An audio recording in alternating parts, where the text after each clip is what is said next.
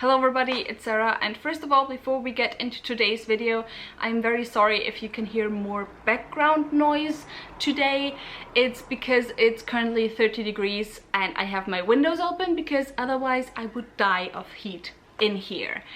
But now that we have that out of the way, today is going to be a very short and snappy review of Fireheart Tiger by Aliette de Bodard. This was the May pick for my book club of Queens, Witches and Valkyries. In that book club, we focus on reading adult high fantasy books, but written by women or genderqueer folks. So people who typically do not get, or genders that typically do not get the spotlight when it comes to adult high fantasy. If you're interested in joining, all the links, the Discord, the Twitter and everything of course will be in the description box, so you're welcome to check them out.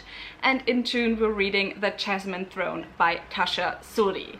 But now that we have the plugs out of the way, the disclaimers out of the way, let's talk about Fireheart Tiger.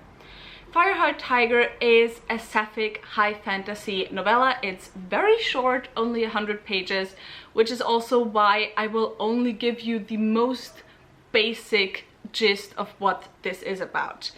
This is a story set in a pre-colonial Vietnamese-inspired setting, and we follow a princess kind of on her way to self-determination, self-actualization, and so on, who kind of tries to find her way. I don't want to tell you any more than that, because if I did, I would basically tell you the entire plot already.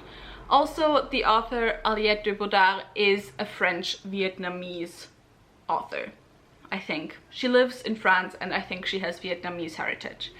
But now let's talk on my thoughts and feelings of this book. So on the most basic level, if I had to summarize my feelings on this novella in one sentence, it would be I enjoyed it, but I also want more. I gotta be honest, that is the feeling I generally get from most novellas and short stories, especially when it comes to adult high fantasy.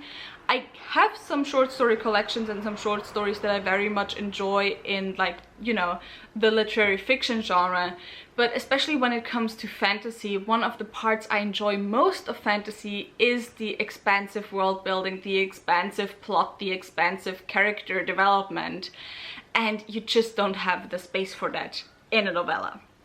And so I think that's where my main issue with this story lies, because I thought it was really well written. I thought for such a short novella, I thought the characters were actually really well established. And I also was surprised how much of a feel for the world I got in the few sentences. However, overall I have to say it still wasn't quite enough for me personally.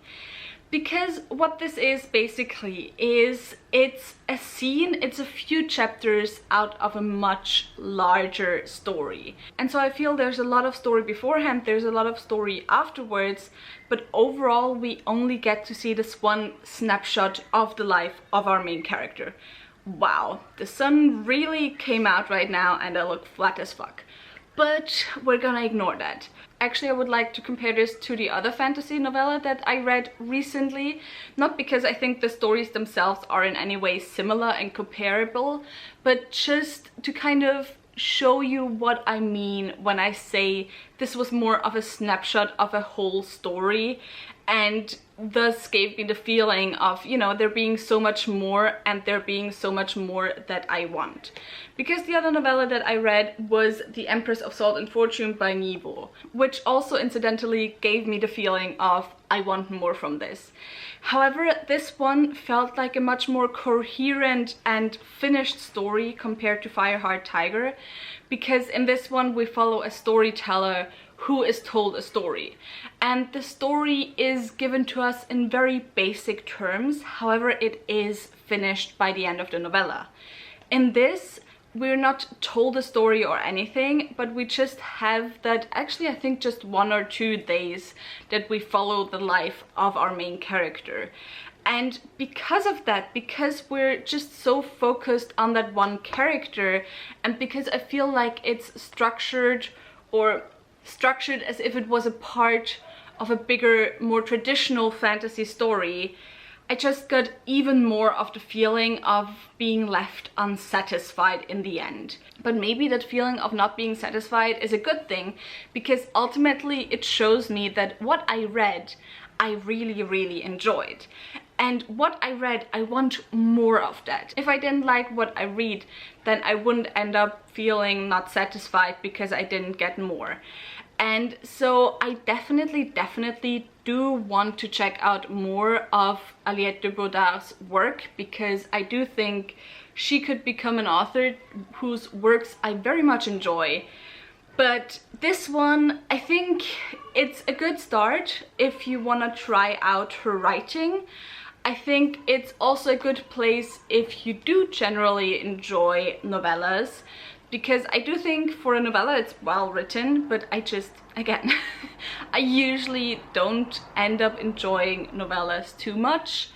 And so yeah, I think overall I can recommend this, but also be aware of what you're getting into and kind of be aware that, you know, you're not gonna get the full story in a way.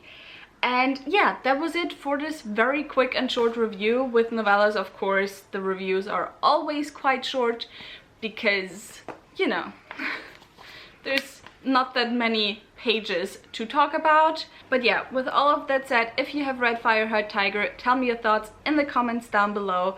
If you enjoyed this video, maybe think about giving me a thumbs up and also maybe subscribing.